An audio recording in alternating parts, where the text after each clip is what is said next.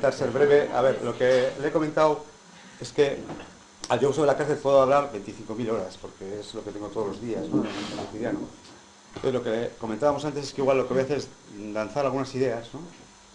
El título era La cárcel para qué y para quién, ¿no? Y también me decían, bueno, pues ver un poco, claro, el mundo de la cárcel es un mundo bastante desconocido, ¿no? Porque es desconocido no solamente para la gente que no nos afecta, digamos, porque hemos tenido un familiar o porque hemos, no sé, vivido, ¿no? Una experiencia que tiene que ver con la cárcel, sino sobre todo porque incluso es desconocido para la propia gente que le afecta. Un ejemplo, por ejemplo, yo esta semana pasada he estado toda la semana a cuenta de un chaval de 25 años, ¿no? Que apareció ahorcado en la cárcel de Burgos. Y claro, nosotros, bueno, por diferentes cuestiones de tratar de invisibilizar a la gente que se muere en la cárcel por motivos no naturales, que es bastante gente, mucho más de lo que os podéis imaginar, pues resulta que, claro, no dan noticia de eso, ¿no? No sale, no hay ningún comunicado de la cárcel, ni del Ministerio del Interior, ni nada. Y entonces, claro, pues de repente al de 15 días nos viene la madre del chaval, ¿no? Que es como nos solemos enterar. Pues la madre, la familia se pone en contacto, o algún otro preso o presa, o lo que sea. Entonces nos viene desesperada y nos cuenta, ¿no? Pues que el chaval, resulta que era un chaval que tenía aplicado un protocolo de suicidios, tenía ya un montón de intentos de suicidio y tenía realmente un control, pero resulta que le trasladan de otra cárcel a la de Burgos y le quitan el protocolo de prevención de suicidios. O sea, el equipo de psicólogos decide que no necesita. Y al día siguiente se ahorca. Entonces, claro, la madre se queda perpleja y va al director de la cárcel y le dice, no, no, si yo conmigo tienes que hablar porque a mí me van a trasladar, yo me voy de otra cárcel mañana, o sea que yo no aquí no... Pues la mujer se queda también alucinada, ¿no? Entonces hay toda una lógica burocrática donde nadie le explica nada, donde le convence para que, lo que se hace siempre, ¿no? Incinerar el cadáver para que luego se puedan hacer autopsias independientes y la mujer pues no sabe qué hacer, ¿no? Entonces se encuentra con que su hijo de 25 años está muerto, ¿no? Y salía de 3 meses, por cierto. El chaval que había entrado por trapichear con hachís y se va por delante, ¿no? Con esto quiere decir que ni siquiera los familiares o la gente que está sabe qué es lo que pasa allí, ¿no? Que es parte de esa idea de la invisibilidad, ¿no? Por lo cual, imagino que pues, mucha gente que está aquí, que no ha tenido un contacto con ese mundo, pues la imagen que tiene de la cárcel es la imagen de que, mira, sí, es un sitio donde va la gente, algo habrá hecho para estar ahí, lo que hay es un montón de gentuza ahí, ¿eh? Que realmente han cometido delitos y han violado derechos fundamentales de las personas y están muy bien ahí, ¿no? Esa es un poco la representación que nos hacemos, ¿no? Claro, cuando uno se acerca al mundo de la cárcel se da cuenta primero de una cosa que es importante para hablar de la cárcel y es que no tiene nada que ver la delincuencia con la cárcel. Es un tema que es fundamental porque la mayoría de los delitos que se perpetran en la sociedad no son ni siquiera percibidos, ni son perseguidos, ni son penalizados. Y según los estudios criminológicos en todo el mundo, no solo aquí, pues prácticamente más del 99% de los delitos, que creemos además, que uno se representa y dice, hombre, ¿cómo no? O sea, a ver, por ejemplo, aquí, los asesinatos, ¿no? A ver, ¿cómo no? O sea, si matan a alguien, ¿cómo no va a...? Pues si nosotros vamos a las cifras que tiene la policía, nos sorprenderíamos de la gran cantidad ingente de asesinatos, homicidios que están sin esclarecer y que están archivados. Y sobre todo cuando afectan a personas a las que se ha criminalizado por pobres o por inmigrantes. No os podéis ni imaginar. Ahí están los datos, podría decir. Son 3 de cada 10 o 4 de cada 10, ¿eh? Según los datos oficiales, ¿eh? Es decir, hay, pero por ejemplo con los delitos de violación, digo, porque sí, bueno, hay delitos que cuando violan a una mujer y tal, esto, pues perdonar, pero la mayoría de los delitos de violación, el 99% jamás entran en contacto con el sistema penal, porque se dan en el seno de la familia, porque hay estrategias de que estos delitos no se denuncien, incluso estas mujeres que se creen que tienen la obligación de que su marido les viole porque es parte de su deber conyugal. Estamos aquí en Elche, habrá pues varios delitos de estos, que serían punibles, me refiero, pero que están fuera de la lógica. Es decir, una cosa es el delito, ¿me explico? Bueno, y ya si hablamos de otro tipo de delitos que tienen que ver con los delitos socioeconómicos, de malversación de fondos, utilización indebida de capitales, en fin, delitos fiscales, todo lo que queráis, pues ya nos vamos. Entonces, claro, esto es un tema importante porque muchas veces confundimos la cárcel y las personas presas que están con la delincuencia. Son dos cosas totalmente distintas. Precisamente la gente que estamos diciendo que la cárcel no sirve, lo decimos porque nos estamos dando cuenta de que la cárcel es una excusa para no perseguir la delincuencia con mayúsculas. Toda la delincuencia. El 80% de la gente que está en prisión, la cárcel para quién, son personas que están por delitos contra la salud pública, entre el 70 y el 80. ¿Qué significa eso? Personas que son perseguidas por distribución de drogas ilegalizadas. Sobre todo drogas como pueden ser los cannabis, o como puede ser la cocaína, o como pueden ser los opiáceos, digamos, en general, o las anfetaminas, el tema del speed, este tipo de cosas. Ese 80%, curiosamente, son personas que están reclutadas de los sectores socioeconómicos de la sociedad, de las clases bajas. Porque hay muchos otros que trapichean con todo esto y no son ni perseguidos ni detenidos. ¿Eh? Claro, hay una selección de una delincuencia convencional que es la clientela de la cárcel, a la que se dirige la criminalización. El resto de los delitos son residuales.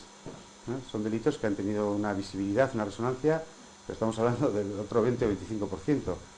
Que puede haber delitos que tienen que ver con delitos contra la propiedad directamente, vinculados a la drogodependencia también.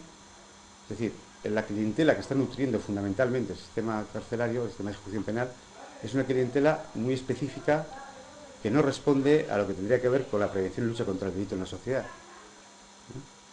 Y además, estas personas que están detenidas, que están presas, en este caso, son personas que se podría aplicar una serie de programas sociales, unas políticas sociales, que serían muy fáciles si se hacen modificaciones legislativas, con una suspensión condicional de la condena, la sustitución de la condena por programas de tratamiento de drogodependencias o similares, que nosotros, por ejemplo, desde Salaqueta hemos demostrado que son los más eficaces. Nosotros tenemos pisos de apoyo a gente presa, a este tipo de gente, gente que está sin recursos, y hemos demostrado que los cientos de personas que han pasado estos 30 años por los pisos porque les hemos acompañado no han vuelto a la cárcel, comparativamente con otros que no han tenido recursos y que entran en la dinámica de volver a estar enganchados, de volver a robar para conseguir sostener su dependencia, etc. Es decir, hay una obscenidad en el uso de la cárcel porque realmente está siendo una institución que tiene otras funciones distintas a lo que dice la ley, ¿no?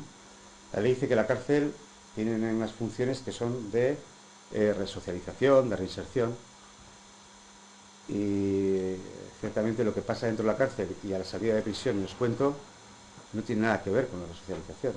O sea, la gente está en la cárcel y se da cuenta de que ha entrado ahí dentro y dice, vale, yo he cometido un delito, asumo mi condena. Asumo, ¿vale? Ya me han pillado y yo asumo mi condena. Pero yo estoy en la cárcel luego y me doy cuenta de que a mí me han privado de la libertad, pero no me han privado de otros derechos. La ley dice que yo tengo derecho a cumplir en una prisión cerca de mi familia, de los recursos sociales, y estoy cumpliendo no sé dónde. La ley dice que tengo derecho a la salud, como todo ciudadano. No me han privado del derecho a la salud, sino que me lo digan. Y resulta que me encuentro con que mi derecho a la salud está recortado porque no tengo acceso a determinados servicios sanitarios que puede tener toda la población. Yo tengo derecho también a un trato digno. Tengo derecho a la intimidad. La ley dice que tiene que haber una persona presa por celda para garantizar la intimidad. Las prisiones están... ahora tenemos una paradoja que es muy interesante. Y es que hay prisiones pequeñas, antiguas, que están al 300% de su capacidad. O sea, que tienen 3 veces más presos de lo que tienen que tener. Y sin embargo, y de esto es lo que quiero hablar también, del negocio de la cárcel, se han construido macrocárceles durante los últimos años que resulta que están al 30% solo de su capacidad. ¿Me seguís? Es decir, que si caben 1500 hay 700. ¿Es esto? Y otras están hacinadas a un nivel que no os podéis imaginar. Y dices, ¿esto qué pasa aquí, no? No, pues pasa que, como claro, con todos los recortes que ha habido en las políticas de empleo público, ya sabéis que ya no puede haber OPE de funcionarios, o sea, oferta de empleo público, ¿no? Entonces, como no puede haber, claro, construyen cárceles, pero luego no hay dotación de personal para que esas cárceles funcionen, ¿no? Y esto es lo que es una aberración. Bueno, aparte de que hay 70.000, 60 y tantas mil, porque ha bajado la población recluida, que tiene que ver con el tema de la migración, de la expulsión de inmigrantes. Pero bueno, lo que quiero decir es que hay 60 y tantos mil y hay solamente 48.000 plazas. Pero es que hay prisiones que están nuevas y que están módulos sin abrir, por esto que digo, pero resulta que otras prisiones están hacinadas, ¿no? Claro, ¿esto qué genera? Esto genera una frustración muy grande a las personas presas porque dice, resulta que yo estoy en prisión por cometer un delito de esta naturaleza y resulta que conmigo se están violando las leyes sistemáticamente. Es decir, menudo ejemplo más poco aleccionador, ¿no? O sea, yo estoy por violar las leyes y están violándolas conmigo y aquí no pasa nada. O sea, ¿en qué contexto se puede generar esa idea de la resocialización así? ¿En qué contexto? ¿Cómo la gente realmente va a tener lo primero que es confiar en eso cuando realmente yo mi seguridad no la tengo garantizada? No tengo seguridad. Mira, uno de los problemas fundamentales en prisión, que lo comparten los funcionarios de prisiones, y lo comparten los presos, las presas, por cualquier funcionario de prisiones sabréis igual. ¿Qué ocurre? Dice, es que aquí, antes de resocializar, antes de que haya actividades, aquí hay un problema de seguridad. O sea, si yo, funcionario de prisiones, no puedo garantizar a alguien cuando tiene un problema sanitario o tiene una necesidad educativa o tal, nada, ¿cómo esa persona va a respetarme a mí? Y al revés, el preso dice, hombre, es que yo, antes de que meterme en nada, yo lo que quiero es tener los derechos básicos. O sea, estoy pidiendo lo básico, que no me han suspendido esos derechos en un fallo condenatorio. En el ejemplo que os ponía este chaval, o sea, la prisión no puede ni garantizar el derecho a la vida de las personas. A mí me han privado. O sea, eso es una aplicación extrajudicial de la pena de muerte. ¿Me explico? Claro, esto, lógicamente, hace que la prisión no cumpla esas funciones legislativas formales. Entonces, la pregunta que nos podemos hacer, bueno, entonces, ¿por qué sigue habiendo prisiones? Si no resocializan, si realmente no están dirigidas a lo que es la lucha contra la delincuencia en la sociedad. La delincuencia connive con una sociedad, igual que la corrupción, ¿no? Connive de una manera absolutamente a sus anchas. Entonces, ¿por qué sigue la cárcel, no? Es la pregunta, ¿no? ¿Por qué? Esa sería la historia del fracaso de la cárcel, ¿no? Pero entonces, ¿por qué la cárcel es un éxito? Cada vez hay más cárceles, a nivel mundial, las tasas de encarcelamiento en todos los países son más altas. Entonces aquí entramos en otra historia que yo creo que es interesante destacar, ¿no? Y que os la voy a explicar, como dicen los cubanos, cómo se arma el muñequito, ¿no? Simplemente con algunos datos para que me entendáis. Y con esto voy a acabar. Luego ya entramos en debate, ¿no? Para no alargar la exposición. A ver, por ejemplo, en el sistema penitenciario español, imaginaos en el momento actual, puede haber entre 60 y 70.000 presos, me da igual, 60 que 70.000, 65.000. ¿Sabéis cuántos funcionarios de prisiones hay que viven, o sea, cobran su salario de tener a estas personas en prisión? ¿Eh? 20.000 o 30.000 Efectivamente, entre 20.000 y 30.000. Vale. ¿Cuántas fuerzas y cuerpos de seguridad del Estado se encargan de funciones de vigilancia de las cárceles, de traslados, etcétera, etcétera? O sea, que viven, o sea, ellos lo cobran de mantener la seguridad de las cárceles. ¿Sabe así a ojo? 5.000. ¿Eh? 5.000. Más. 10.000 o 20.000. Entre 10.000 y 15.000, efectivamente. Vale. Otra pregunta. ¿Cuánta gente se dedica a empresas que prestan servicios, digo, de abastecimiento, mantenimiento? A la cárcel puede vivir gente, ¿me estáis entendiendo? Pues imaginaros, 5.000. ¿Cuánto gente, ejército de voluntarios, asociaciones, entidades colaboradoras, profesionales, no sé qué? Vale. Es decir, claro, de mantener a una persona presa viven uno o dos.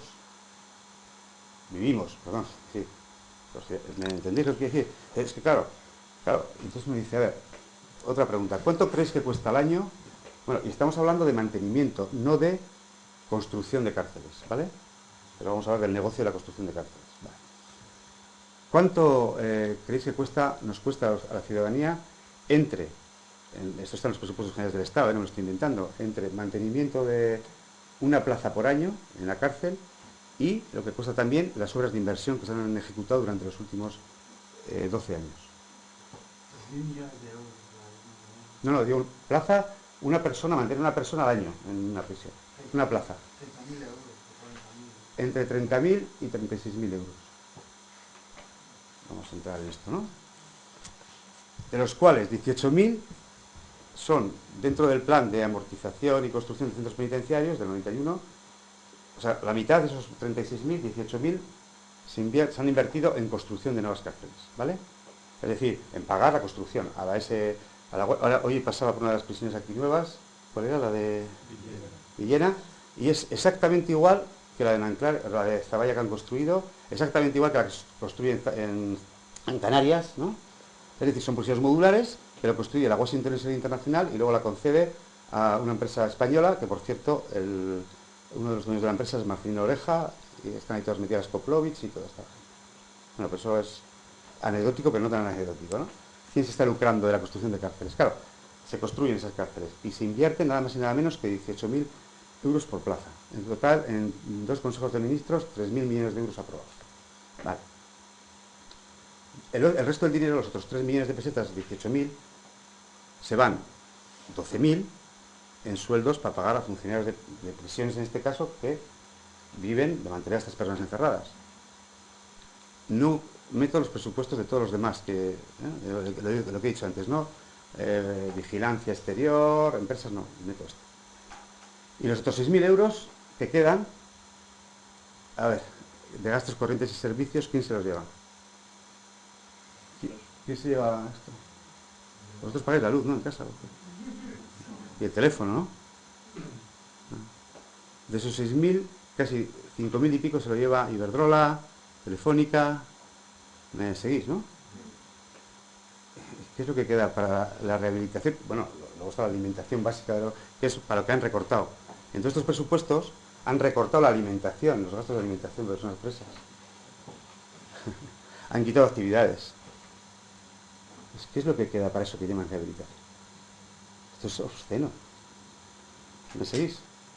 ¿Qué es lo que sustenta la idea del éxito de la cárcel? Pues que básicamente es un negocio que se dedica a vivir de reclutar a unos pringaos, pero auténticos pringaos, y yo, bueno, les quiero mogollón porque trabajo todos los días con ellos y a veces no los quiero ni ver, y en base a esta clientela se está generando un negocio del cual vivimos mucha gente, los normales, los no delincuentes, ¿no? Y que realmente no sirve para nada en todo lo que tiene que ver la prevención y lucha contra el delito. O la seguridad, claro, porque es que estamos hablando, ¿qué queremos? Yo quiero seguridad. Yo no quiero que... a ver, ¿pero qué es seguridad? Seguridad es que yo tenga que dar de comer todos los días a mis hijos, por lo menos. Y que tenga un techo. Y que vaya por la calle y no me sienta agredida. ¿No? Eso es seguridad. O que no... que tenga derecho cuando tenga una enfermedad a poder tener el tratamiento mínimo sanitario. La seguridad no tiene nada que ver con ese concepto de seguridad ciudadana que nos venden. Porque claro, y para acabar, para otra historia. Yo os he contado la gente que vive del ámbito de la ejecución penal. ¿Vale? Pero claro, vamos más allá. Para que todos estos señores estén en la cárcel, no suena que hay unos operarios del derecho que intervienen. ¿Cuántos jueces tenemos de lo penal? ¿Cuántos abogados penalistas viven de esto? Pero más allá, ¿cuánta policía se dedica a selectivamente pescar a estos peces que van a la cárcel? Es decir, y podemos ir más allá, claro. Esto es un montaje que no tiene nada que ver con garantizar nuestra seguridad como presuntas víctimas de los delitos. Entonces, claro, yo creo que precisamente el gran elemento que hace que la cárcel se reproduzca y que no se busquen otras formas de definir qué es la seguridad y de combatir el delito o los delitos que nos preocupan. Nosotros en los estudios que hemos hecho sobre la preocupación de los delitos, aparte de esos que decía el homicidio o los delitos contra la libertad sexual de las mujeres, a la gente no le preocupan, o sea, lo que le preocupa son los delitos que tienen que ver con, digo porque hemos hecho investigaciones más o menos que podemos compartir, delitos que tienen que ver con la malversación de fondos públicos. Uno que importa mucho es la adulteración de medicamentos y alimentos, todo el tema del uso de químicos en la industria agroalimentaria, que es terrible. O sea, es decir, la adulteración preocupa mucho también, como un delito importantísimo también, los delitos vinculados a la utilización indebida de capitales públicos, todo el tema de la corrupción, ¿no? Yo creo que en nuestra sociedad hemos generado una cultura de la corrupción generalizada. Es terrible, ¿no? O sea, todo el mundo es corrupto aquí. Bueno, todo el mundo. No todo el mundo es corrupto. Pero la gente está jugando a la Bonoloto y ya está pensando a ver cómo defrauda a Hacienda si le toca. Y dice, todavía no está el boleto, coño. La gente se encuentra en una cartera y dice, sí, yo dejo la documentación, pero me quedo el dinero. Y dice, sí, ya me gustaría a mí ser un delincuente, pero que no me pillen. Claro, la gente que está en la cárcel lo dice muy fácil. Es que nosotros somos delincuentes fracasados, porque hemos sido, digamos, no hemos tenido las estrategias, los mecanismos, y hemos sido, vamos, los que se fija la policía. Y son delincuentes fracasados, pero claro, la gente quiere ser delincuente, pero cuidado, no fracasado. Incluso hay una construcción mental, un imaginario colectivo de identificación con el delincuente. ¿Me sigo? Bueno, me da igual cómo se le llame, o hay empresarios que cometerán delitos, otros que no. Pero bueno, efectivamente, al final, el tema es que nos identificamos con aquellos que se enriquecen ilícitamente y además violando las leyes, ¿no? Y nos parece, joder, esto es la leche. Qué suerte, ¿no? Ya me gustaría ser a mí, pero que no me pillen. Y claro, luego tenemos todo un discurso de satanización de la gente, ¿no? Que acaba en la cárcel. En este país, por ejemplo, para que os hagáis una idea, la estimación del volumen total de los delitos contra la propiedad, de robos, hurtos y demás,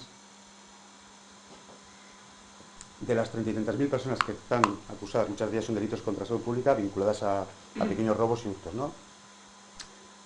La estimación total del dinero que supondría, o que supone, ¿no?, lo que han podido robar, no llega ni siquiera al 25% de varios de los principales casos que se están procesando en el juzgado y por lo que nadie está en la cárcel.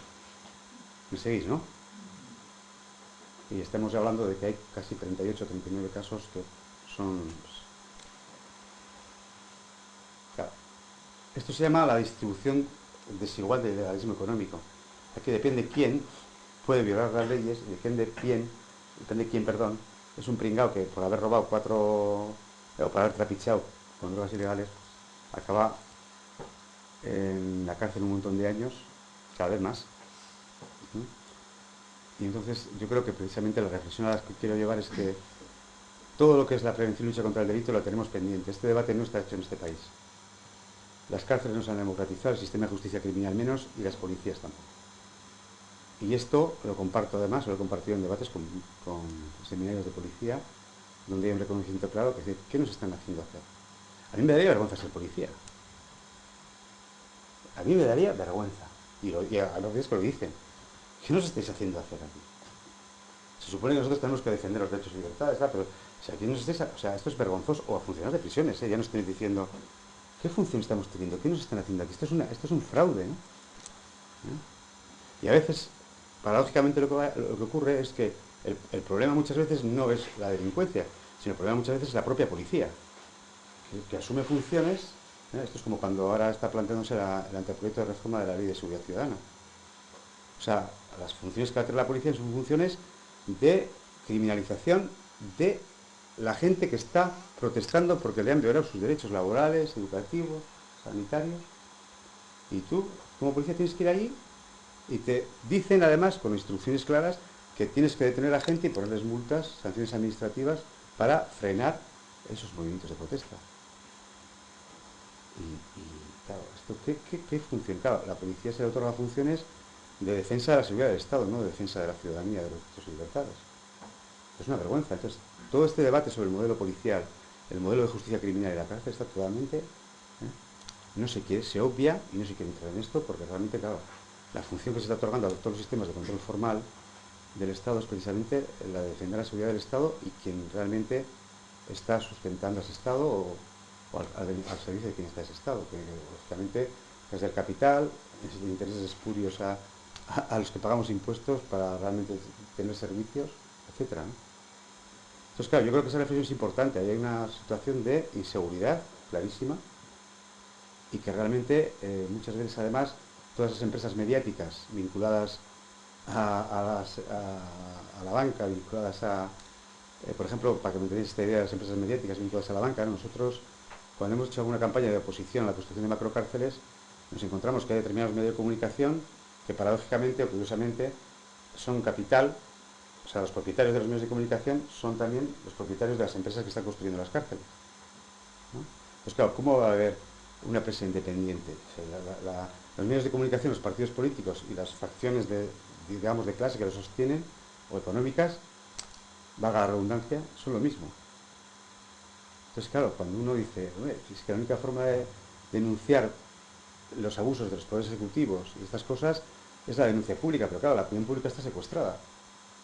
O sea, estos medios de comunicación masivos están generando la idea en la gente, ¿eh?, de que, vamos, que la cárcel es imprescindible, que se está luchando contra la delincuencia, que nosotros somos los que los protegemos, cuando, claro, te cuentas en una sociedad donde la gente está totalmente indefensa y la gente lo que hace es somatizar su malestar, ¿eh?, deprimiéndose, con ansiedad, con miedo, con desconfianza, ¿eh?, en vez de realmente decir, a ver, a mí, yo ya al psiquiatra ya que me diga, chaval, vete a una manifestación, júntate con la gente que está como tú, compartir vuestros temas y ya verás cómo te das cuenta que tu problema no es tuyo. Entonces sí, iré al psiquiatra, ¿no? No cuando me cobre 60 pavos a la sesión y me diga que el problema es que yo tengo que, no sé qué hacer, que ejercicios catárticos y de análisis de subconsciente para de algún modo redescubrirme, ¿no? Mames, voy. Es decir, se ha perdido esa idea de identificar de dónde vienen nuestros malestares. Esto es como cuando una persona tiene dolor, eso pasa con las criaturas, ¿no? Las criaturas tienen un problema con el dolor, que es un plus de dolor y que la gente, la adultocracia no dejamos que lo vean, que es que muchas veces no identifican algo como dolor, de muy pequeños, ¿no? Entonces, claro, si no identificas algo como dolor, no lloras. ¿Me explico? ¿Eh? Un niño se cae y dice, levántate, y el chaval, bueno, si te caes, lloras, pero como un desconsolado. Entonces, el llanto es la forma de liberar el dolor, ¿no? El dolor que es un momento, vamos, o el sufrimiento, para que nos entendamos, ¿no?, que es puntual. Claro, si nos han privado de la capacidad de identificar cuál es la génesis de nuestras situaciones, como sujeto psicológico de una sociedad que está construida precisamente para sujetarnos y no para liberarnos y para comunicarnos, pues mal vamos, ¿eh? Entonces, todo este proceso yo creo que es muy importante hacerlo. Y esta cuestión de la educación en valores, que trabajamos mucho desde los movimientos antimilitaristas, es precisamente el trabajar, ¿no?, este tipo de cosas para, primero, liberarnos personalmente, y liberarnos colectivamente, valga la redundancia, ¿no? Y empezar a cuestionar, pues, por ejemplo, la cárcel, que es o el sistema penal en su conjunto, y realmente poder entrar en otro tipo de procesos, ¿no? Dani, uno de los que estaba aquí para acabar, trabajaba mucho con policía en cursos sobre derechos de los inmigrantes, ¿no? Y Dani era una persona que nos ayudaría mucho presupuestariamente porque él hizo, sin quererlo él, que muchos policías dejaran su trabajo, pero o que otros policías protestaran y tuvieran problemas de expedientes, porque la gente se daba cuenta precisamente y dice, ¿qué me están haciendo hacer, no? Pero bueno, me da igual la policía, que los periodistas, que los trabajadores sociales, porque los trabajadores sociales son...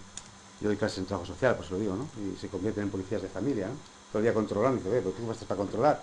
Si un trabajador social tiene que ser un defensor de derechos humanos, ¿no? No un controlador. Entonces nos están generando incluso una profesionalización, pero me da igual los albañiles, ¿no?, donde todo el mundo va a aprovecharse del otro y estamos construyendo una sociedad de gente absolutamente incomunicada y gente insolidaria, ¿no? Entonces yo creo que todo el proceso y el trabajo de liberación pasa precisamente por cuestionar todo este tipo de cosas, ¿no? Me voy a callar. Yo creo que ya más o menos he dado elementos para que me bombardeéis. Estamos a cuadro y tal. Y bueno, pues espero que os haya servido la reflexión. Pues nada, es vuestra palabra. El tiempo que tenemos.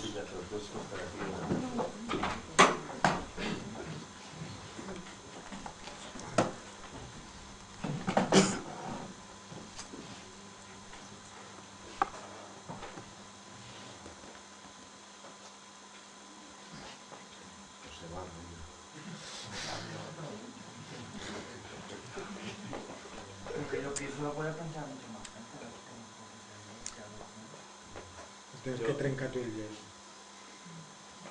Yo, por ejemplo, cuando hicimos en Tortuga el panfleto este de las cárceles, a mí, por ejemplo, me pareció muy curioso lo que ha conseguido el Estado con los los medios de desinformación, con todos sus medios, de crear la cárcel como el tabú mayor de la sociedad.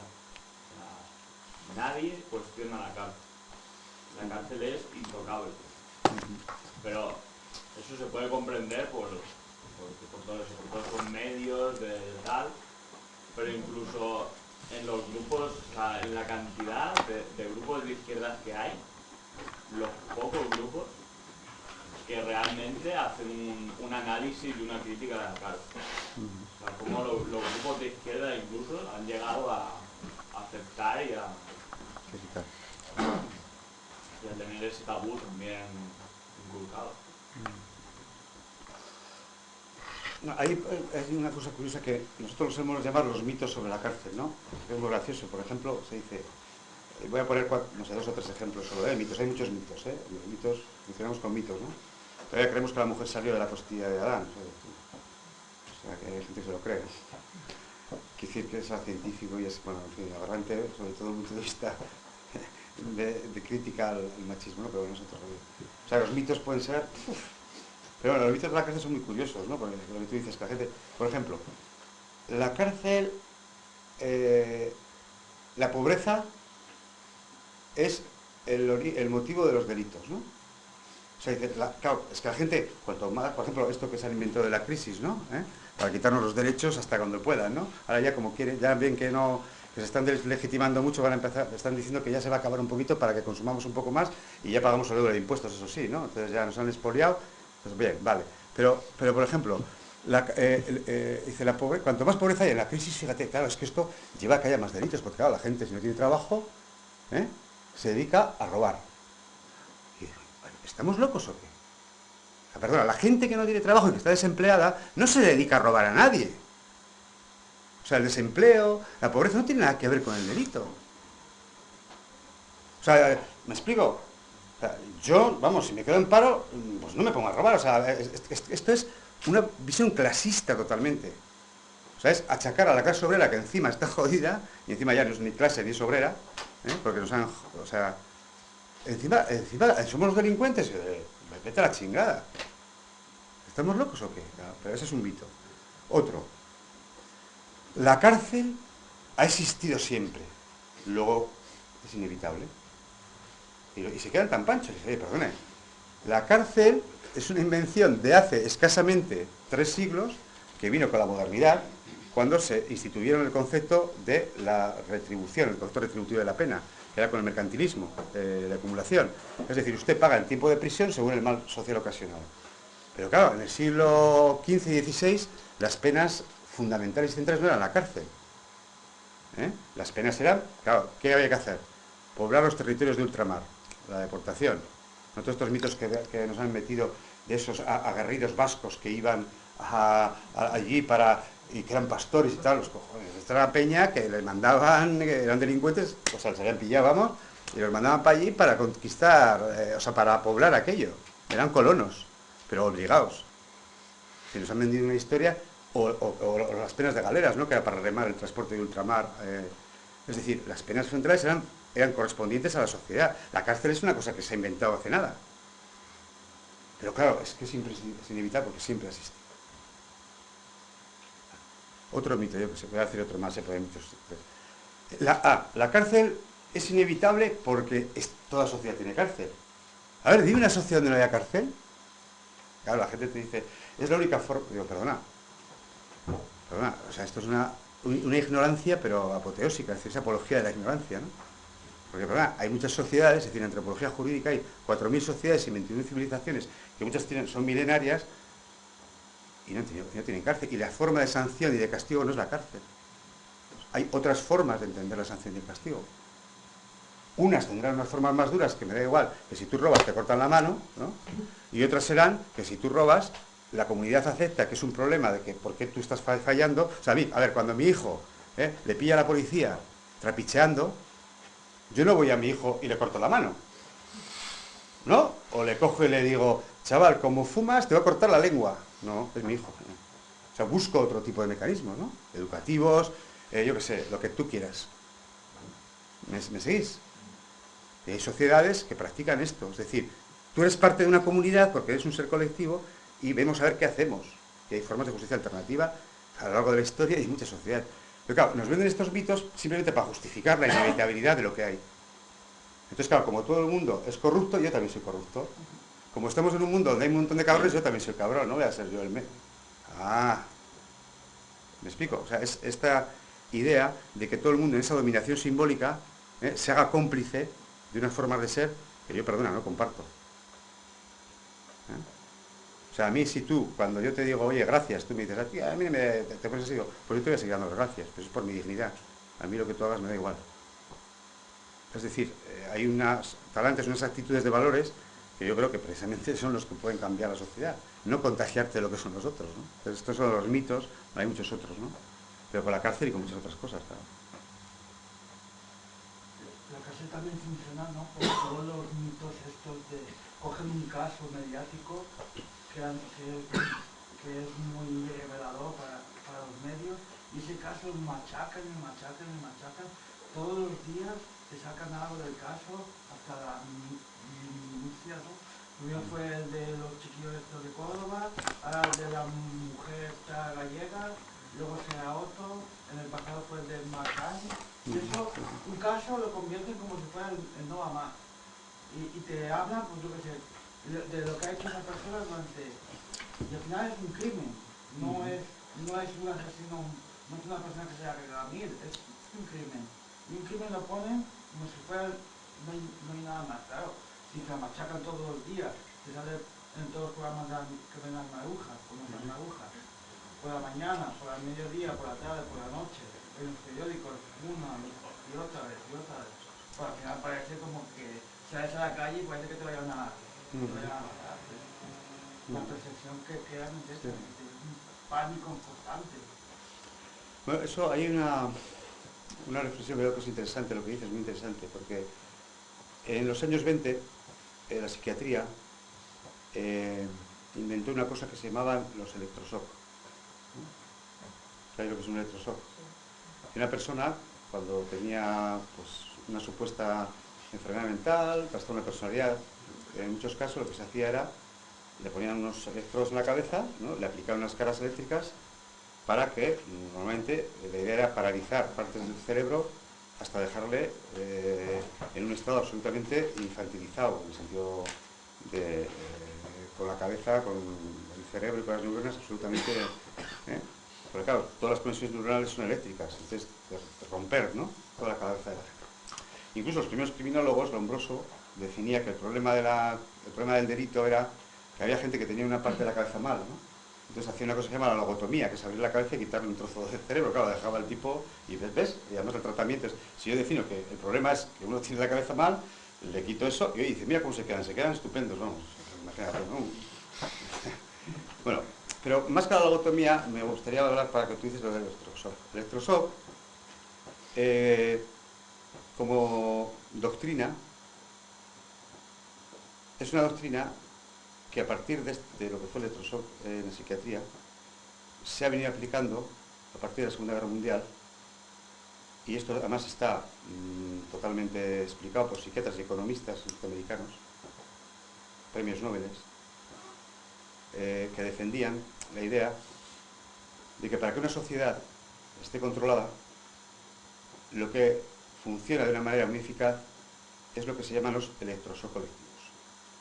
Es decir, de lo que se trata es de crear unos estados mentales, es decir, a ver, el complejo militar industrial, y eso lo que hemos estudiado en la cuestión antimilitarista es muy importante, en lo que más se está invirtiendo, una inversión importantísima, o sea, es decir, la economía mundo, el mercado que más volumen de inversión y capital mueve es el complejo militar industrial, la fabricación de armamentos, que para eso se inventó la Segunda Guerra Mundial y se pusieron todos de acuerdo, desde Stalin pasando por Hitler hasta Churchill y tal, para desarrollar la carrera de armamentos. Eso sí que lo hicieron de una manera estupenda, ¿no? Y es, hoy lo que mueve la economía del mundo es esto, el mercado que mayor volumen de inversiones y capital tiene. Y toda la investigación científica, el 80% que tenemos, es desde el complejo militar industrial, que luego se aplica a la industria civil. ¿Vale? Por eso estamos todo el día agelipollados con las puñeteras pantallas. Yo, si tuviera dinero, lo primero que hacía es unos autobuses y a tomar por saco los satélites, para que nadie tenga ni teléfono móvil, ni internet, ni nada. Entonces tendríamos que hablar, ¿no? Hacer algo, o vernos, o qué onda, ¿no? Claro, y eso lo podemos hacer, no hace falta un obús, ¿vale? Podemos prescindir y gestionarlo de otra manera. Bueno, pero ¿qué pasa? Que ese complejo militar industrial invertía, lo que más ha invertido también es, claro, yo cómo vendo armamentos, cómo vendo supuesta seguridad. Lo que tengo que hacer es tener una sociedad, permítanme la expresión, acojonada, con miedo. Tengo que vender miedo. Si no hay miedo, ¿cómo voy a vender seguridad? Tengo que vender representaciones del miedo. Entonces, claro, el complejo militar industrial genera toda una industria que se llama de dominación simbólica para que la gente viva con miedo, viva insatisfecha, pues con una sensación de incertidumbre, qué va a pasar, luego se traduce en miedo, luego se traduce en inseguridad y todo el mundo está en paranoia, ¿no? Y una función fundamental para inyectar tecnológicamente ese miedo son los electroshock colectivos, que es lo que tú estás explicando muy bien, en este caso de la escenificación de determinados crímenes particulares, ¿no? Es decir, yo consigo que toda la gente tenga un estado de pánico permanente y para eso tengo que inventar esos electroshock. Catástrofes, torres gemelas, pandemias, guerras. Pero claro, todo esto lo tengo que escenificar para que la gente lo vea y esté todo el rato pum, pum, pum, pum, pum, pum. 4 horas de media, que sepáis, es lo que la gente ve en la televisión en el mundo por término medio. Según países y según fines de semana, edades, cambian. Pero entre 3 y 4 horas. Y esto significa que un norteamericano medio, por ejemplo, que tenga 72 años, si no hubiera estado viendo la tele, tendría ahora solo 51. Porque se ha pasado esos años viendo la tele, quiero decir, ¿no? O sea, ha invertido su maravillosa vida, 14 o 15 años, en estar viendo la tele. Joder, qué bien, ¿no? Vale, pues tú mismo sabes cómo utilizas el tiempo de tu vida. ¿Me explico? Es decir, el electroshock colectivo tiene esa función, y en este caso ese tipo de cuestiones, de generar una gente que está realmente afectada, y yo diría torturada, porque tened en cuenta que la base de la tortura tiene que ver con esto, con el electroshock, ¿no? O sea, tú tratas de infantilizar a la gente, de hacerla dependiente, de hacerla con miedo y de inyectarle un dolor que no pierda el conocimiento. Esa es la base de la tortura, ¿no? Entonces la gente está en un estado de ansiedad difusa, constante, donde nos están metiendo miedo para luego que reivindiquemos seguridad. ¿Seguridad qué seguridad? La seguridad de las armas, la seguridad de... Entonces todo esto, quiero decir que con esto, con la doctrina, hay un libro que os recomiendo de Noemi... Iba a decir Noemi Campbell, no. Noemi Campbell es la modelo, ¿no? Noemi Klein, lo conocéis, ¿no? Algunos. Que es la doctrina del shock, que es un libro que yo recomiendo, que está también en vídeo, en YouTube lo podéis ver, que explica, Noemi explica muy bien todo este tipo de proceso, cómo se fue dando históricamente, y no ella solo, sino con otro tipo de documentaciones, como todas estas pandemias que ha habido, ¿os acordáis? Que si la fiebre aviar, la gripe porcina y todo esto, que al final han sido pandemias que han sido creadas con intereses farmacológicos, con intereses, y sobre todo han tenido esta función del electroshock. Se trata de que todo el mundo su cerebro esté ocupado en esto, entonces así no piensas en otra cosa.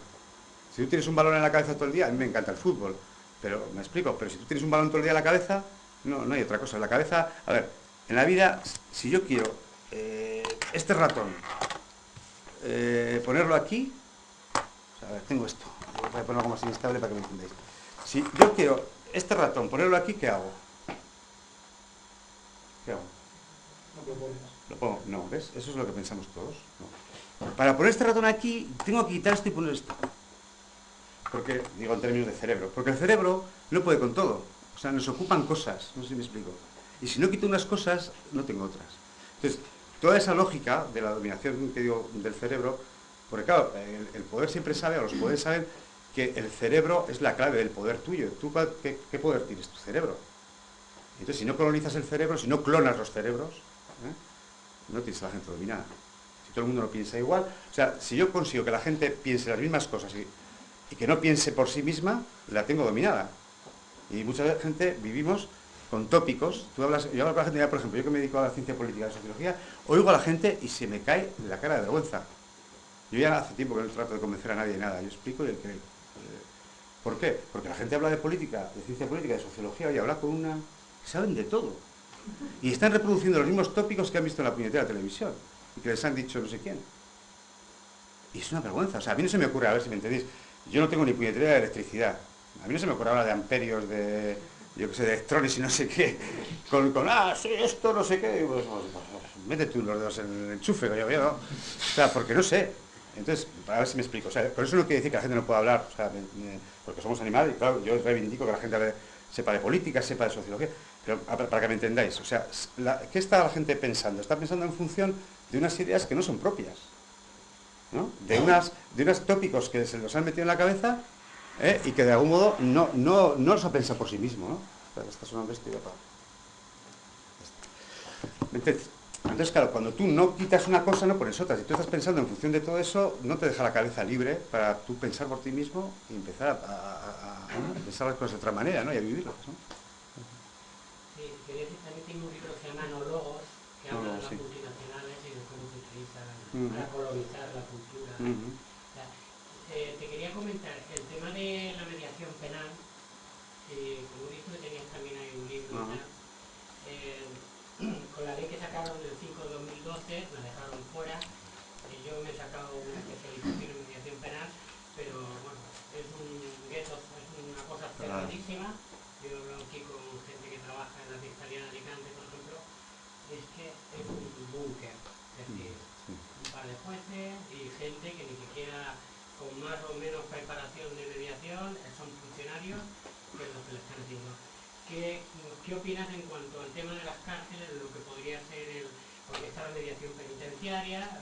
Bueno, hay gente que lo ha hecho dentro, y luego la mediación penal que está súper restringida, que sería una posibilidad también de dar la posibilidad de que la gente arregle las cosas entre ellos. Que no...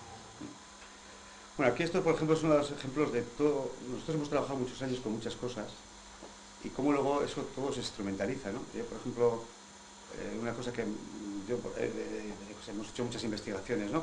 Digo yo, el equipo, ¿no? La gente. Y muchas veces casi decides no hacer más investigaciones, porque luego todo lo que tú propones, como es el caso de propuestas de mediación, se vuelve contra ti.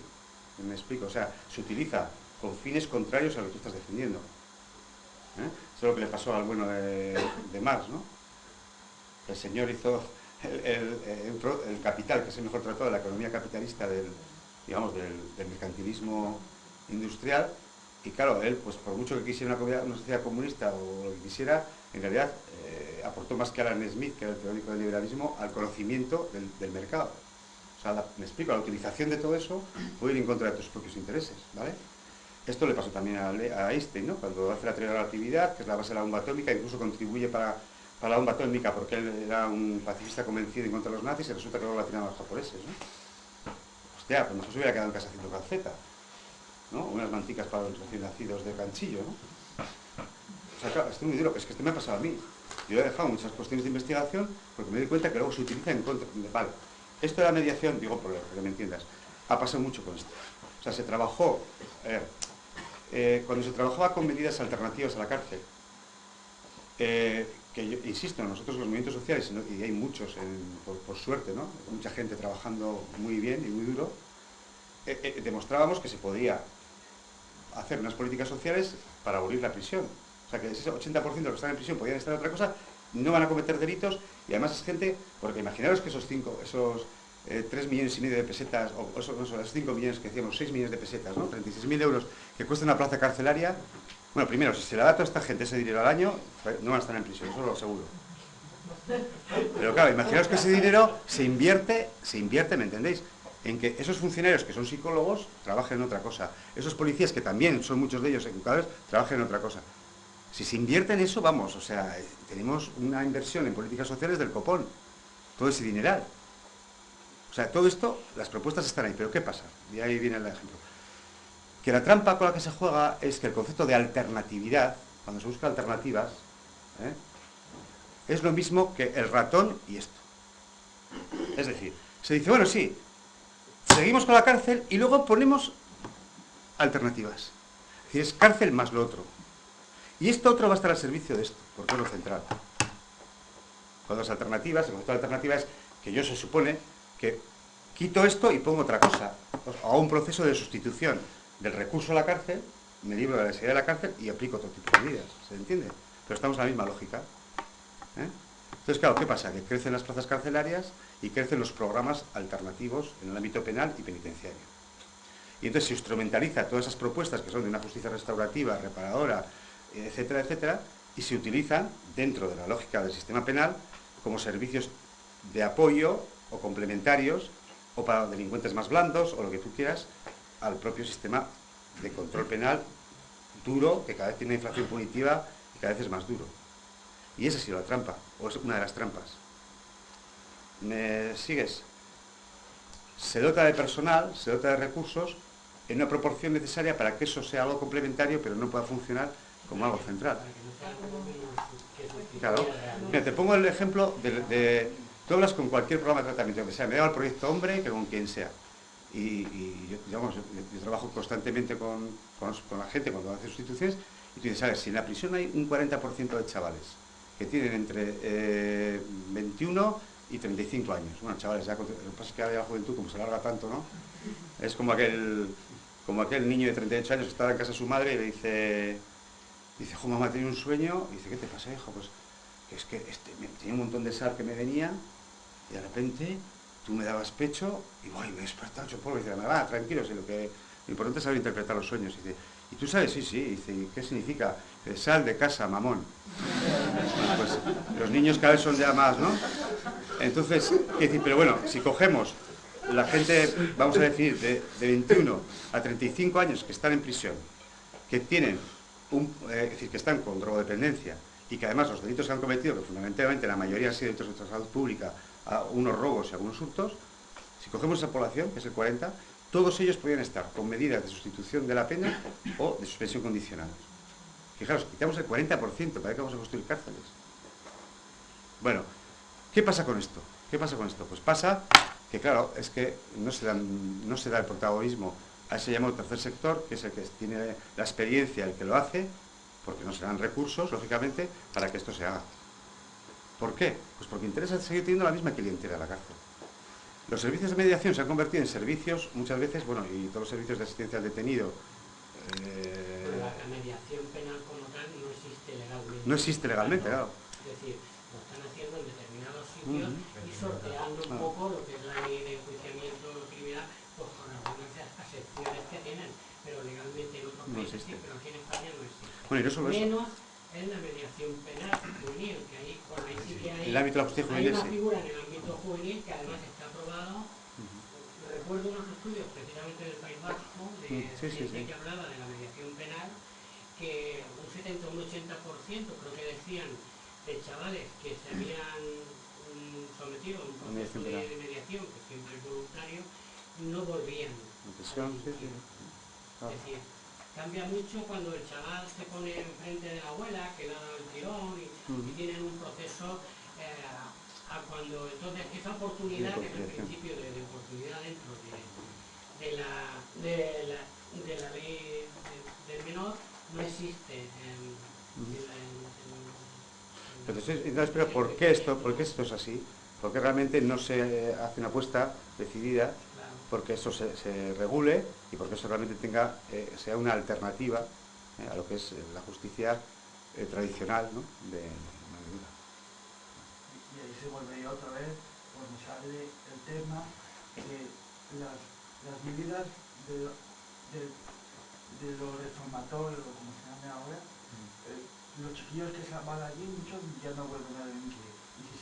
Pero siempre te sacan el mismo caso, el del Rafita, el del no sé quién, que ha delinquido. Es decir, hay 1000 que se reinsertan y le sacan uno. Pues lo mismo para el profesor. Mira, una cosa, bueno, en el ámbito de lo que es las cárceles de niños y de niñas, que hay como 2.500 criaturas en cárceles.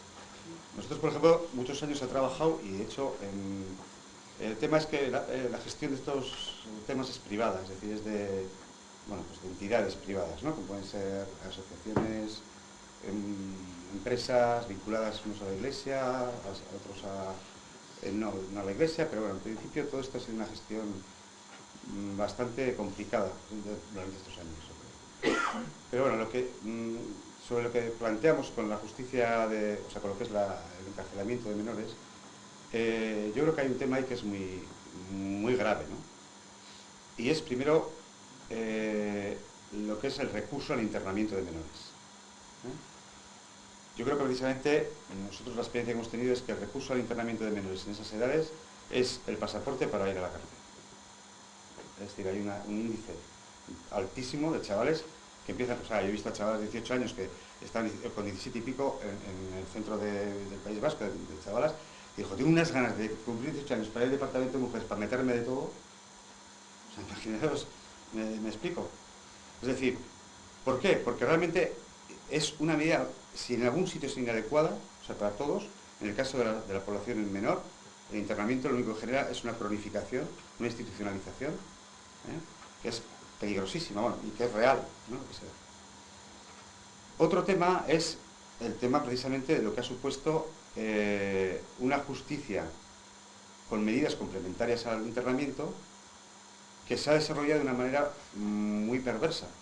Es decir, si tú, por ejemplo, a un menor le pones un sistema de libertad vigilada o le pones un sistema de arresto domiciliario con su familia, o un sistema de trabajo servicio a la comunidad, tienes que tener realmente unos recursos para que esto se cumpla. Claro, ¿qué pasa? Que no los tienes, como he dicho. Entonces, ¿qué pasa? Que los chavales se descojonan de todo. Pero normal, porque claro, me ponen esto, pues hago lo que me da la gana. O sea, es decir, desde el punto de vista de medidas educativas es imperfecto. Y tercero, ¿qué es lo más importante? Cuando nosotros hemos trabajado, por ejemplo, una cosa que siempre hemos tenido mucha obsesión es decir, con menores, si hay una medida que es de sujeción especial a la administración, que son internamientos, lo más importante es que se trabaje en pisos, para entenderlos, por poner el concepto, ¿no? Donde haya 2 o 3 menores, pero además que tengan unas características muy similares en cuanto a sus características sociológicas y demás. Porque es la manera de trabajar con ellos, es crear un hogar.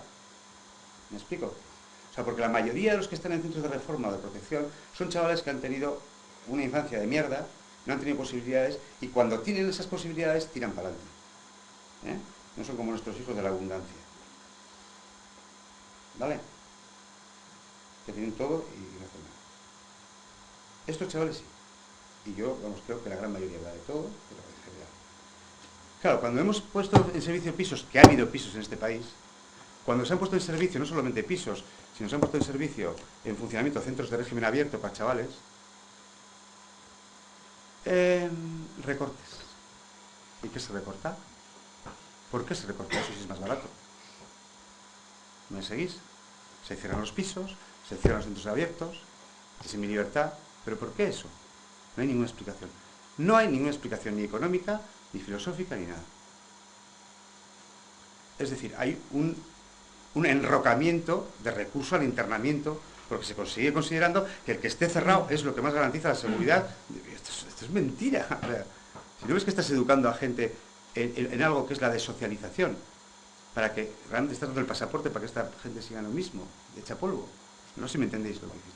Pues estos son temas que son, vamos, muy importantes y que realmente, claro, no... Yo quiero intervenir para ir cerrando un poco el acto, ¿vale? Porque es bastante tarde. Mucha chapa igual, ¿no? No. Y yo creo que podríamos estar horas oyéndote hablar, porque todo lo que dices es, vamos, interesantísimo y tal, ¿no? Y bueno, te agradecemos que hayas venido a participar en estas jornadas y, bueno, que estés un poco aportando pues esta visión del militarismo, que la cárcel es una de las partes fundamentales y tal. Pero bueno, que puede haber alguna pregunta más, tampoco quiero cerrar la caja de vende, pero una o dos porque hay que amputar. Lo que sí que te pediría, César, es que también hablas un poco hacia el futuro, ¿no? O sea, visto el panorama que nos has dibujado en las cárceles y tal, no sé qué se puede hacer para mejorar eso, cuál es tu visión un poco utópica de hacia dónde podríamos ir. O sea, no sé, una mirada hacia adelante, así. Si quieres contéstame, o si no, Sí, una pregunta y si luego... terminas con esto, así como podría ser Vale. una manera de acabar un poco más optimista, ¿no? Yo optimista soy totalmente. Yo creo que he hecho Pere la pesimista. primero, Pere, Pito y tú no se más. Un, dos, tres, ¿vale? Simplemente no era una pregunta, era que me parece que es a nivel personal que toda esta podredumbre, como has dicho en una de tus sentencias, nazcan esa lucidez, ¿no? de las sentencias, que está bien, ¿no? Porque a veces expresamos nuestra indignación de forma forma con rabia o mal y se lo ve, no sé, me parece bien, me parece bien. Es que además esto enlaza con lo que decía, o sea, yo me considero un optimista radical, ¿eh? O sea, y lo que estoy diciendo, si lo traducisen que no, a ver, si ya he empezado diciendo que nos vamos a morir, que tranquilo todo el mundo, y que tranquilidad, y que además si nos empeñamos en alargar la vida es vivir muertos, porque el crimen que tenemos es la decrepitud. O sea, lo que vamos a hacer es dar vida a la gente, crear que haya más gente, que yo qué sé, que nazca más criaturas, que la vida sea un poco más, donde haya más jóvenes y niños, porque estamos en una sociedad envejecidas totalmente. Y para eso igual tenemos que hacer 2 generaciones como la pesca, ¿no? No tener hijos ninguno, para que esto se regenere un poco, ¿no? Pues a lo mejor sí, pero bueno, a ver que me entendéis la metáfora, ¿no? Pero claro, la desesperación es lo que te hace cambiar y no la esperanza. O sea, los curas nos han venido a la puñetera esperanza de las narices. Esperanza, hermano, rezar. ¿Qué esperanza ni qué niño muerto? O sea, que hay que hacer las cosas al día. O sea, no podemos hacerlas. No hay que hacer nada. El deber también se lo inventaron en ellos. Yo no debo hacer nada, yo no debo nada a nadie, yo no soy culpable de nada. Yo he venido a este mundo, me ha parido mi madre, y mi madre no ha elegido el hijo que tiene, ni yo he elegido la madre que tengo. Pero que nos llevamos del copón a partir de esa definición de los dos. ¿Me explico? Tiene que haber comunicación. Claro, ¿qué pasa? Que entonces nos venden la idea de que en la vida tú debes hacer las cosas, no sé qué, no, pero primero, nosotros precisamente los desobedientes, la desobediencia la inventamos para pensar, decir, yo no tengo el deber de nada. Yo no soy culpable de nada. Yo no he elegido venir a este mundo, no le decías eso a nuestros padres, ¿para qué me has traído a este mundo si yo no he elegido venir y tal, ¿no? Pero, y yo realmente no voy a elegir marcharme, entonces, a ver, tranquilidad. O sea, en ese sentido, pero claro, cuando te están vendiendo esta idea de que las cosas que debemos hacer, podemos hacer. Vale. Segundo, la esperanza. Es que hay que tener esperanza. ¿Pero qué es eso de la esperanza? ¿Esperar? Vamos a tener esperanza, vamos a esperar un poco. Esperamos todos, ¿no? Esperamos aquí todos esperando a ver qué pasa. Haremos algo, ¿no? ¿O qué onda, güey? Haremos algo. Claro. Es decir, y lo que nos mueve es la necesidad, lo que nos mueve es la desesperanza. La desesperanza. Cuando estamos en una situación donde realmente esto no puede ser así, es que cuando cambiamos. O sea, la gente que yo he visto cambiar en el mundo no es porque nadie la haya apoyado, ni porque en un momento dado cambien condiciones objetivas, ni estructurales. Es porque en un momento dado tengo una decisión. Mi marido me está jodiendo y me voy de casa. Y me voy con mis hijos. ¿Algún problema? ¿Me explico? Es una decisión. Luego voy a ver cómo lo ejecuto, porque ¿cómo me lo hago? ¿Me seguís? O sea, o yo estoy en una situación donde no hay trabajo, no tengo trabajo, pero bueno, algo tendré que hacer, ¿no? ¿Me explico? O sea, y si no puedo conseguir un trabajo, me tendré que juntar con otros, tendré que protestar. O sea, es decir, claro, yo estoy harto de ir yo voy a manifestar, vamos, en el País Vasco, yo tengo un calendario para quedar con los amigos, decir, quedamos a las 8 para echar un pote, sí, bueno, ¿y en qué manifestación estás tú? Yo estoy en una de las 6, en otro. Pero claro, yo manifestaciones de apoyo a las ayudas sociales o a la gente que han echado una fábrica, y resulta que estamos, si yo no tengo ningún problema, si yo soy funcionario de la administración, o sea, profesor, quiero decir, ¿no? ¿Vale? Y yo trabajo en una empresa estatal que es la universidad y yo como currela pues protestaré por las cosas de la universidad, como trabajador, como obrero, vamos, que soy de la universidad. Pero resulta que voy a manifestaciones y vamos los cuatro, digo, ¿pero esto qué? ¿Y dónde están los que están echando, dónde están los de otras fábricas que tendrían que estar? En ningún lado. Claro, entonces aprendemos de los sin tierra. Y lo explica bien, los sin tierra de Brasil han conseguido 300.000 personas tener tierras. ¿Pero por qué? Porque si hace falta se van de Fortaleza hasta la otra punta de Brasil, ¿no? Hasta Porto Alegre, para apoyarse unos a otros, porque saben que tú ahora, pero luego le viene al otro. Y esto no es para un día, esto llevan 30 y tantos años. Y dices, hostia, después de 30 años han conseguido 300.000 tener tierras, organizarse y que el Estado brasileño no se pueda meter. Es que esto es la historia. ¿Qué esperanza ni qué esperanza? ¿Esperar a qué? ¿Poner otra mejilla hasta que nos roban idiotas a sopapos, que decía Rafael Amor? Claro, me explico, o sea, estas ideas es... Y eso creo que es lo optimista, lo positivo, ¿no? O sea, es decir, ¿cuándo actuamos? Cuando tenemos necesidades. Si no tenemos necesidad, ¿qué vamos a actuar? ¿No? Entonces, todo eso es el mensaje de Hugo, de lo que tú decías, me parece importante transmitir. O sea, esa idea de la movilización.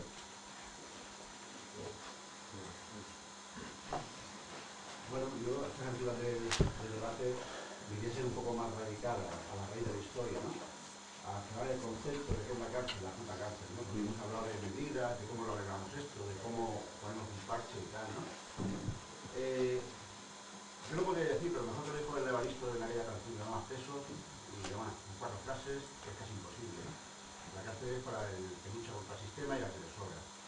Hoy en día el 80% de los presos que hay en la cárcel son por el tema del tráfico de drogas, y eso no va a cambiar mientras el tráfico de drogas sea un negocio para determinada gente, y no para los camellos de abajo, sino para los camellos de arriba, que se sientan en los consejos de administración. Igual que mientras en la cárcel sea un negocio, pues no vamos a quitar las cárceles.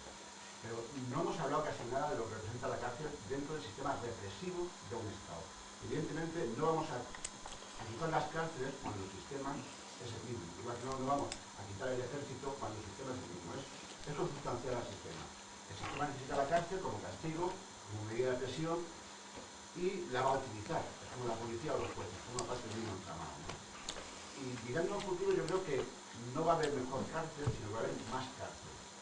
¿Por qué? Porque es un negocio, eso es básico del sistema capitalista, y porque al sistema le hace falta más cárcel. Y esa cárcel, nosotros somos la carne de cañón de la cárcel. Los que por cuestiones ideológicas, por cuestiones sociales, somos los que vamos a ir adentro, ¿no? Y no en España, sino en otras sociedades, va a haber más cárcel. Y la lucha no se trata en conseguir que las cárceles sean mejores o peores, sino en conseguir, creo yo, que la gente de abajo asuma que ir a la cárcel no es ninguna vergüenza, que forma parte de la lucha de clases, que es un instrumento de los de arriba para joder a los de abajo.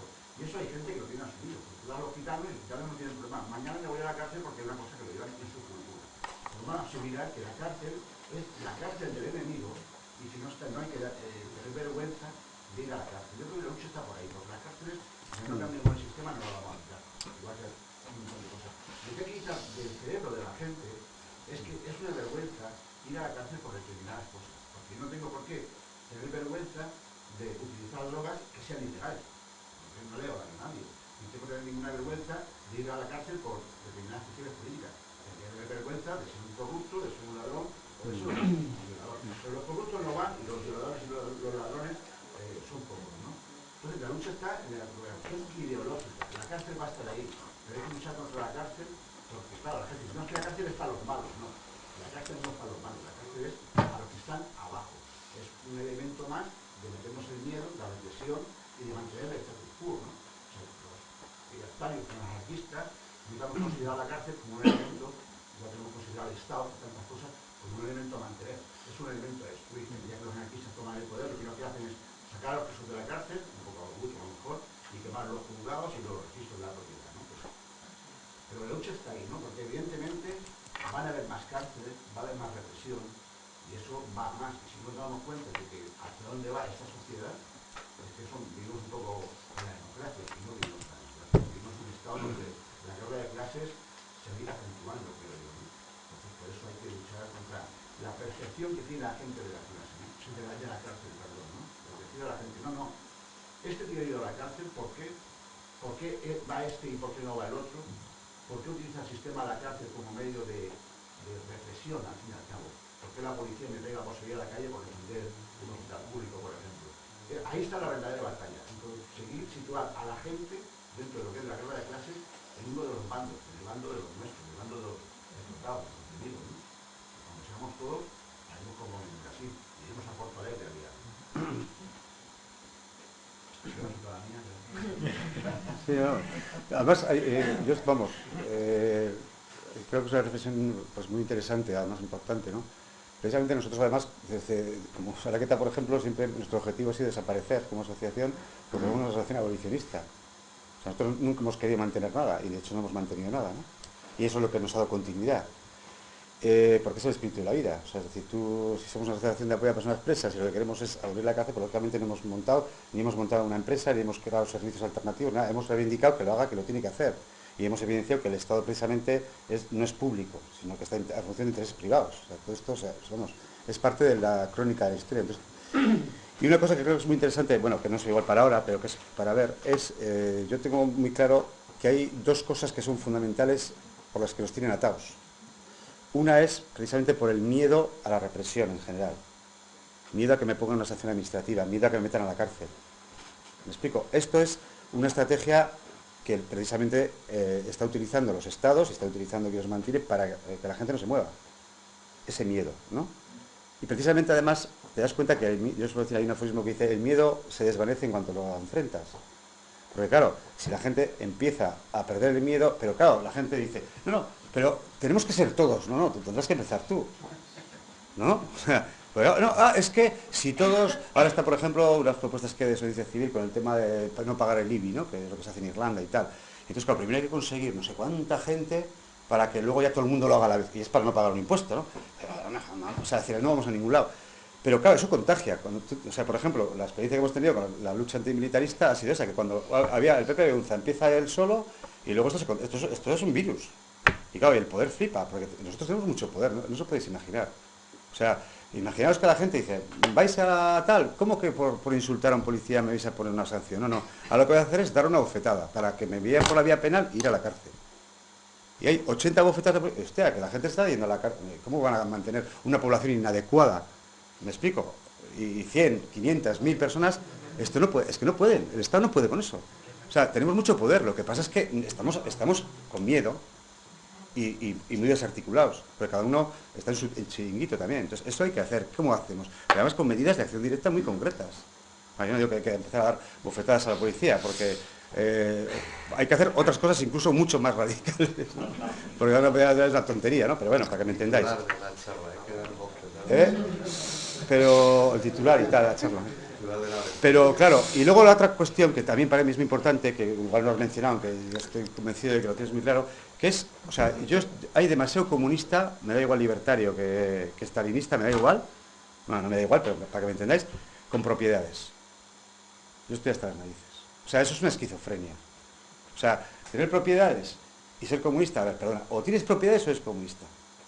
Privada, no sé si me entendéis. Claro, a mí, hasta donde no me toque en la cartera, hago lo que sea. Pero cuidado, que no me toque en la cartera. No quiero perder mi propiedad, no quiero que me pongan multas, no quiero que me quiten... Ah, amigo, pues entonces habrá que empezar a articular formas colectivas donde yo pueda protestar y realmente colectivamente asumamos las cosas. ¿Me seguís? Entonces, esta es otra cuestión. O sea, no solo es el miedo a la cárcel o tal, perder, sino también empezar a afrontar esta cosa. Porque claro, esto es una hostilidad. O sea, y todavía estamos en el discurso de que, oye, yo tengo 2 casas y lo importante es que todo el mundo sea como yo. ¿Sabes? Si estamos hablando de derechos, habrá que hablar de lo que no hay derecho. O sea, es decir, para que uno se ponga, habrá que quitar a otros, ¿no? ¿Qué onda? Claro, pero esto no lo tenemos muy asumido, ¿no? Entonces, todas estas cosas yo creo que están importantes debatirlas y empezar a generar formas de autodefensa colectiva para esto, ¿no? Es muy sencillo.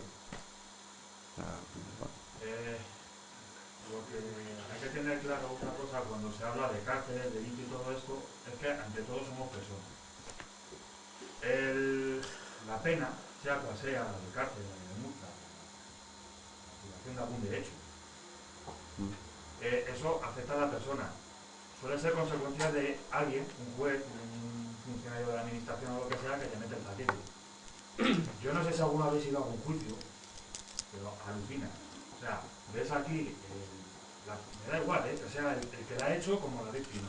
Te sientas y ves aquí a los de negro, ¿no? A los de la toga, a los abogados, al juez y todo lo han hecho como un patrimonio. O sea, te tienes así todo el tiempo. O sea, la víctima, el presunto autor de los hechos o lo que sea, es uno que está ahí y que le toca dar o recibir, casi siempre recibir, de una manera o de otra, ¿no?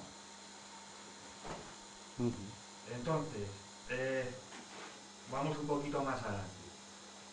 Estamos hablando que el delito es un conflicto entre personas. ¿Cómo se resuelve un conflicto? Pues él lo ha dicho, ¿no? Está ahí el tema de la mediación. Coger, sentarse e intentar llegar a un arreglo. Aquí en España tenemos un problema, que es que la mediación de momento en el sistema penal no está entrando. Ahora parece ser que van a cambiar la ley de enjuiciamiento criminal, que ya es tiempo, porque llevamos con la que tenemos más de 100 años y está que papel mojado, y se quiere introducir eso. Ojalá se haga, porque si haces, o sea, si desjudicializas, pues puedes hacer muchas cosas, ¿no? Puedes evitar en gran parte el choque que supone meterle a una persona entre rejas. Hay una cosa de la que nos ha hablado, que es que sí, que metemos a la gente en la cárcel para socializarla. A ver, ¿cómo cojones vas a socializar a alguien si lo tienes apartado de la sociedad? A mí no sé, Y afortunadamente, pues, no sé, a mí que me explique también algo, o sea, cómo la delincuencia viene de la pobreza, o cuando ahora estamos en crisis y parece que han bajado los delitos, pero sin embargo España, para tener la misma tasa de delincuencia que en otros países de Europa, tenemos, cuando no es la primera, la segunda población tasa de encarcelamiento más alta de Europa. No sé, el Código Penal actualmente tiene penas alternativas, tiene medios de suspensión de pena, ¿por qué no se aplica? Bueno, yo hay una cosa, simplemente me apunté, no voy a decir más, que es una reflexión en alto interesante, pero hay un tema que no hay que confundir las tasas de encarcelamiento con las tasas de delincuencia. Y las tasas de delincuencia las da el Ministerio del Interior, la Fiscalía y la Policía. Y lo que la Policía hace es dar las tasas de lo que llega al sistema penal. Pero espera, no lo digo para que... Sí. O sea, es decir, por ejemplo, mira, yo me acuerdo en el año 91, cuando se hizo el plan de amortización y construcción de centros penitenciarios, yo tuve el informe, y yo alucinaba, digo, joder, según las previsiones para el año 90 y tantos, va a hacer falta, ante la evolución de la criminalidad, va a hacer falta tantas plazas carceleras. Y digo, joder, esto es criminología ficción, ¿cómo uno puede calcular? ¿Cómo va a evolucionar la...? Esto es como cuando la policía, por ejemplo, mete en el País Vasco, la Policía Autonómica, la Ertzaintza, mete que hay 47 millones de presupuesto de ingresos en multas. Digo, joder, o sea, estos ya saben exactamente y lo prevén y lo meten en el presupuesto. O sea, lo malos que vamos a ser y cómo. Es decir, a ver, lo que genera, la oferta, en términos económicos, es lo que genera la demanda. O sea, es decir, ellos están diciendo que vamos a construir esto y entonces en función de eso, claro, es la trampa, es obsceno también, claro. Es mercado puro, mercantilización del crimen.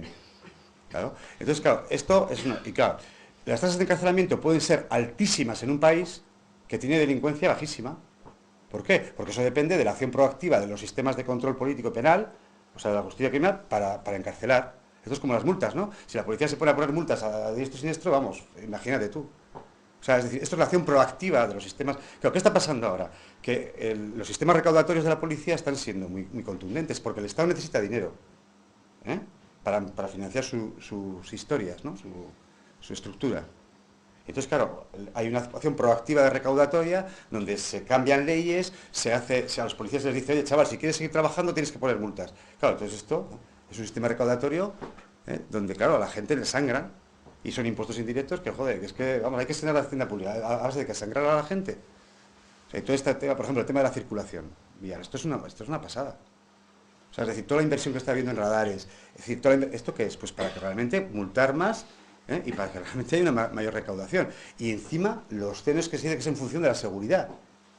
Ahora se está evidenciando que estaba subiendo el número de muertes y de heridos en cuanto más recursos hay tecnológicos. ¿Por qué?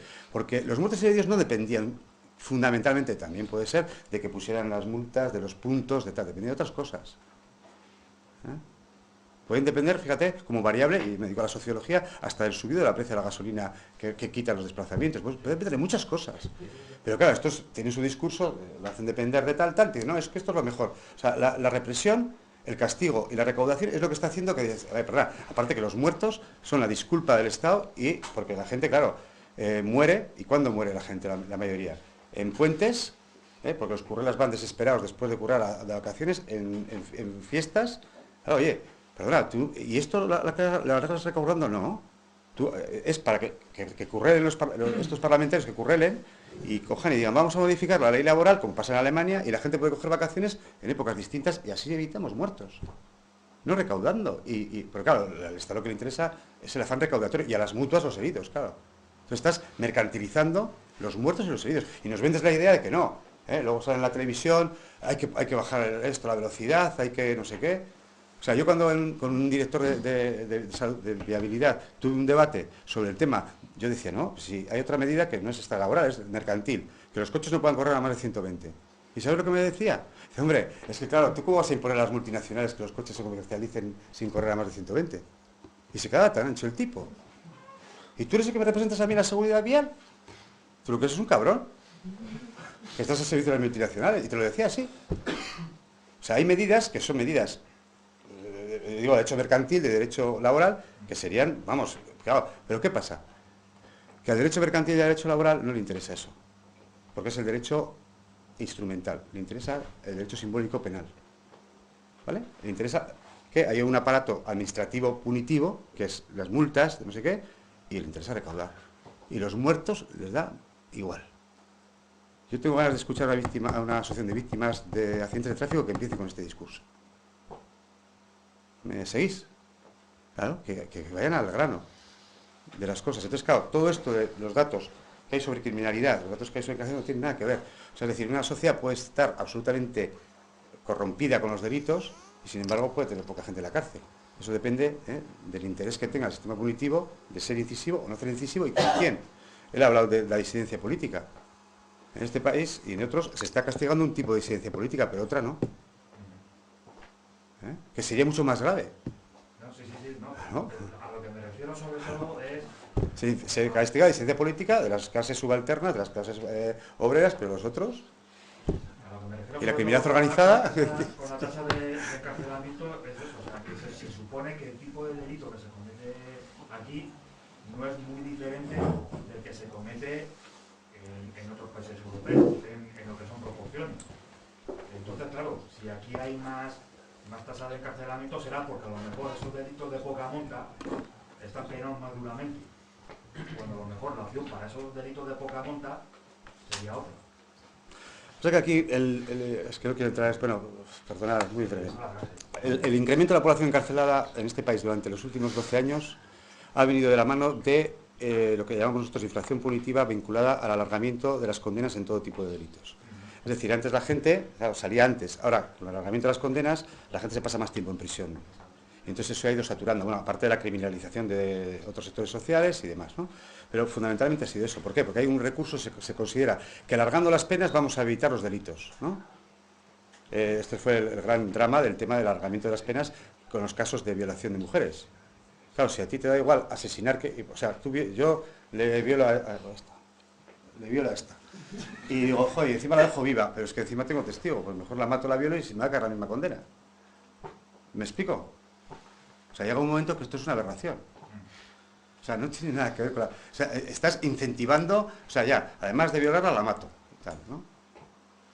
O sea, es decir, hay ese recurso y nos creemos que eso nos va a ayudar a evitar la criminalidad. No tiene nada que ver el alargamiento de las condenas. Sin embargo, esto sí que tiene que ver desde la perspectiva de negocio de Estado.